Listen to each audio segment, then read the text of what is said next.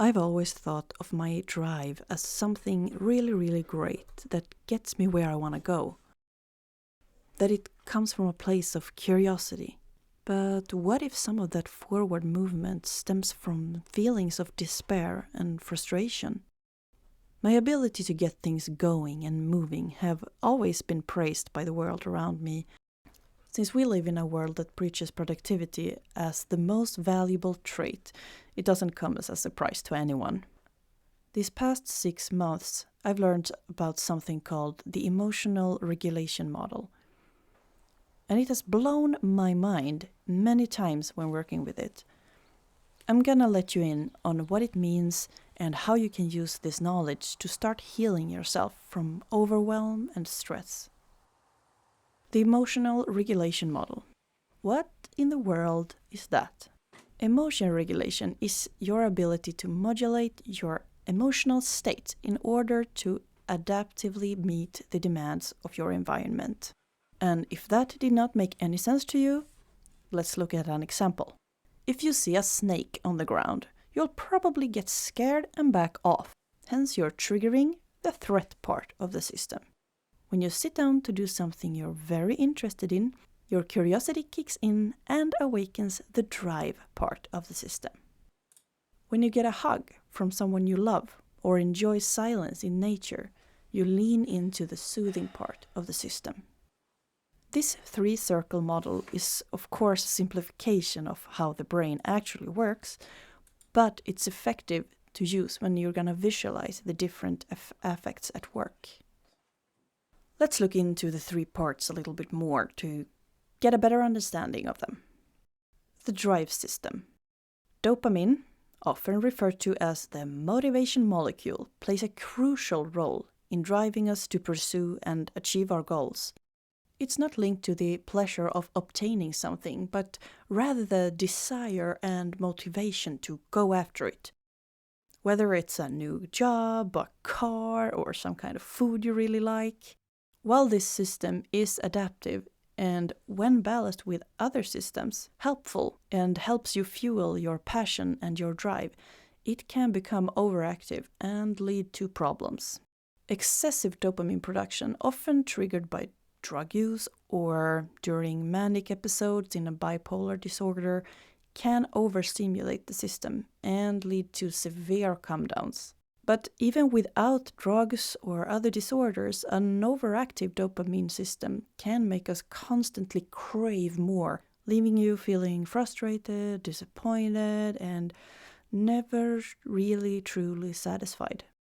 When your goals are unmet, this drive system can even activate the threat system, leading to anxiety, frustration, and anger. The threat system. This system is designed to quickly identify potential triggers and dangers and responses to ensure your survival. When a threat is recognized, it generates feelings of anxiety, anger, or disgust, and pushing you to either flee, fight, or freeze. These emotions are often accompanied by physical reactions, such as chest tightness, or you start breathing shallow, or your heart starts racing, which may alert us to danger even before we are consciously recognize it. Although these responses may be unpleasant, they are vital for your protection, and they have helped our ancestors survive life-threatening situations. Though, today, while life and death threats are way less common, our brain still prioritizes responding to perceived dangers, often acting on a better safe than sorry principle. This means that we might react to non-threatening stimuli as if they were, in fact, real dangers. A mechanism that can lead to anxiety or anger without a really clear reason. The brain's fight, flight, or freeze response is so efficient that it initiates action before logical thought can occur. It just happens. This instinctual reaction is a survival advantage, ensuring a quick reaction and action in the face of potential threats. However, because your brain are hardwired to act on the side of caution, It can also bring you to experience anxiety or anger when there's no real threat. It's like your brain gets overactive and starts overprotect you. It's a natural part of your brain's design, and it may cause some issues, but it's more about an overdeveloped response than a flaw in your character. The soothing system. The soothing system. It helps restore balance and allows you to feel feelings of calm, inner peace, safety. Operating from this soothing system brings a unique form of happiness and is characterized by a lack of threat or the need to pursue anything. This system is closely linked to kindness and affection. For example, when a baby is upset, the love and care from a parent can bring comfort and peace, demonstrating how love and kindness can soothe us. The brain pathways associated with the soothing system are similar to those involved in feelings of contentment. Endorphins, known for creating a calming sense of well-being, are released during acts of kindness, while the hormone oxytocin fosters a sense of well-being through love and connection to others. Yep, this is what we want. Unfortunately, just one. I have realized that I've spent almost all of my time awake ping-ponging between the drive system and the threat system. Very little time have been spent taking care of myself and reaping the benefits of an active soothing system. I was pursuing some projects or starting new ones, getting ideas and going, sometimes out of pure drive and curiosity, but sometimes out of guilt that I have so many things half done that I should finish, or just feeling frustrated and feeling like I don't have enough time or energy to do the thing I'm doing or I want to do. Creating from this place of energy is no fun. The project almost never turns out as good as when it's done from a place of happiness, curiosity, and peace. I can feel sad sometimes about the things I stopped doing during these times because it felt like I hated them. But I didn't really actually hate them. I was just in a bad place emotionally. Amongst other factors, I'm sure that this was a big part of why I became burnt out. So, how do you turn on the green system, the soothing system? Thankfully, there are strategies that you can implement in your daily life to activate your soothing system and root yourself, helping yourself not to burn out, suffocate your inner flame, so that you can live, create, and experience from a place of inner peace.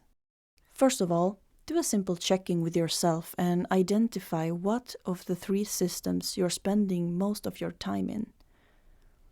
I want to remind you to be honest here and really think about how you feel in your body and what behaviors you're doing.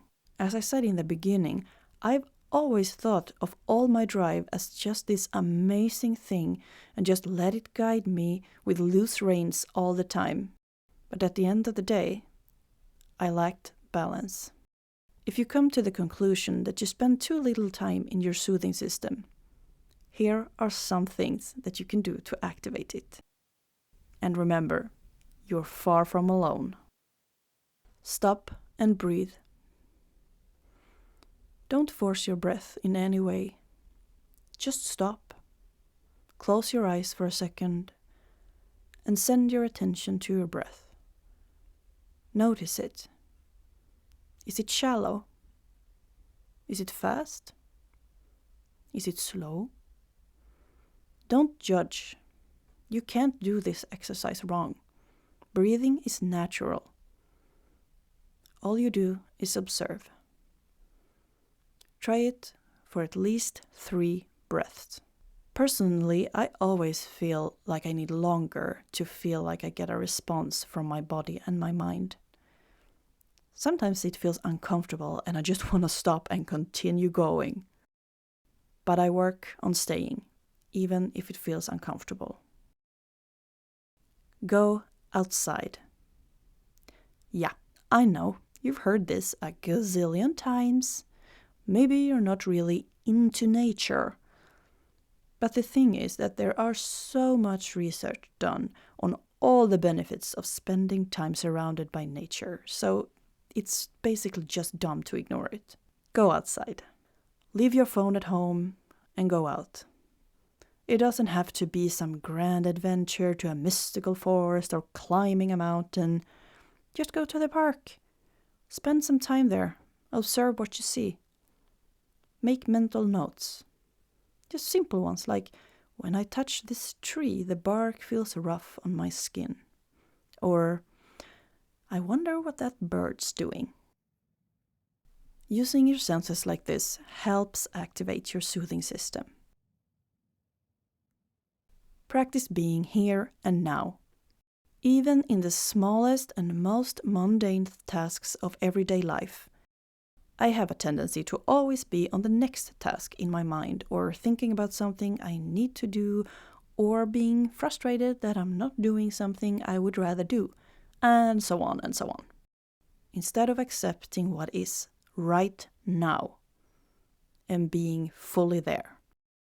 Nowadays, I try to remind myself of this even when I'm like just making coffee or hanging laundry or getting the mail from the mailbox or taking out the trash. This is a hard one for me. I spend time thinking about the future a lot.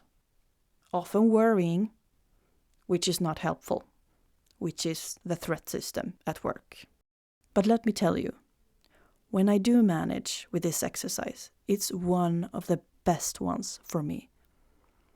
Enjoying the smell of the coffee and the sound that comes from the coffee landing in the filter. The stars and sometimes the northern light above my head taking out the trash in the winter. The rest my mind gets from the repetitive tasks of hanging or folding laundry. These examples may sound romanticizing, but I wanted to see how you could start working on this without the need to change something big or huge, that it's not unobtainable. You don't need a new life to start.